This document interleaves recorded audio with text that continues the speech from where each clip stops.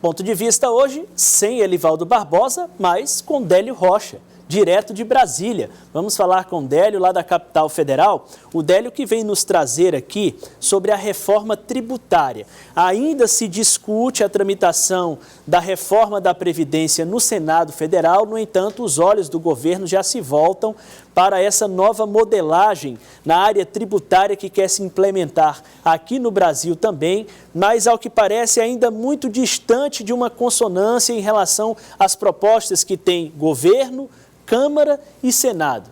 Délio Rocha, muito bom dia para você. É isso mesmo, viu, Tiago? Bom dia para você, bom dia a todos no Piauí. A Câmara e o Senado já têm aí suas propostas de reforma tributária. O governo está trabalhando em uma outra proposta e os governadores, representando os estados, também querem participar desta discussão, também querem contribuir para a reforma tributária. Mas o maior desafio, como você mencionou, Tiago, é mesmo aí a construção de um texto comum que contemple todas as partes. E é o que a gente confere na reportagem. A Câmara saiu na frente e já aprovou na Comissão de Constituição e Justiça uma proposta específica de reforma tributária. A PEC 4519, de autoria do deputado Baleia Rossi, do MDB de São Paulo, prevê a unificação de 5 tributos, sendo 3 federais, IPI, PIS e COFINS, um estadual, o ICMS, e um municipal, o ISS. Desta junção nasceria o IBS, Imposto sobre Bens e Serviços, cuja receita seria compartilhada entre União, Estados e municípios. Os senadores também elaboraram uma proposta de reforma tributária, a PEC 11019, assinada por 66 membros da Casa, incluindo o presidente Davi Alcolumbre. A proposta, que tramita na CCJ, prevê a extinção de 9 tributos, sendo 7 federais, além do ICMS, que é estadual, e do ISS, que é municipal. Estes tributos seriam substituídos por 2 impostos. O IBS, Imposto sobre Operações com Bens e Serviços, mas aqui de competência estadual, e o Imposto Seletivo, de competência federal. Já a proposta do Palácio do Planalto ainda não foi oficialmente apresentada, mas tem alguns pontos conhecidos. Entre eles, a fusão de 5 tributos federais, PIS, COFINS, IPI, CSLL e IOF, para criar um único imposto federal sobre valor agregado.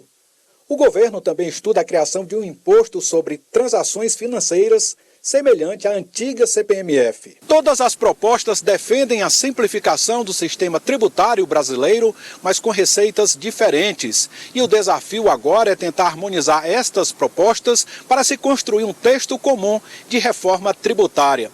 Mas além das divergências em torno da matéria, o governo e o Congresso Nacional precisam contornar as disputas para ver quem fica com o protagonismo da reforma. Para o deputado Flávio Nogueira, do PDT do Piauí, o mais importante não é o protagonismo, mas sim o trabalho em favor da reforma. O importante mesmo é essa reforma caminhar o mais rápido possível, lógico, obedecendo o ritual, para que nós possamos ter mais outra reforma aprovada aqui pelo Congresso Nacional. O deputado Hildo Rocha, presidente da Comissão Especial da Reforma Tributária, avalia que a proposta da Câmara do deputado Baleia Rossi pode servir de base para um texto comum. A proposta do Baleia resolve bastante essa questão da complexidade do nosso sistema, porque ele simplifica, ele dá transparência, porque o cidadão vai pagar o tributo, vai saber para onde vai o tributo, quais as funções que eles serão atendidas,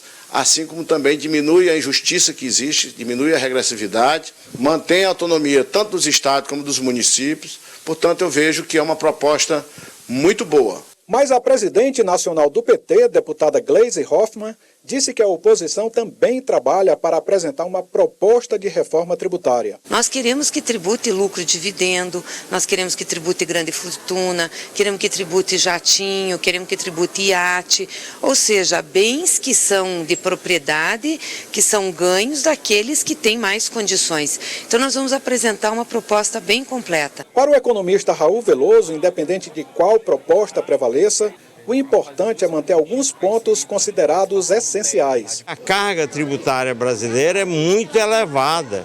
Então, os grupos, o setor privado, as pessoas, têm toda a justificativa para lutar contra essa carga gigantesca. Isto é que deveria ser o fio condutor da reforma: reduzir e depois simplificar.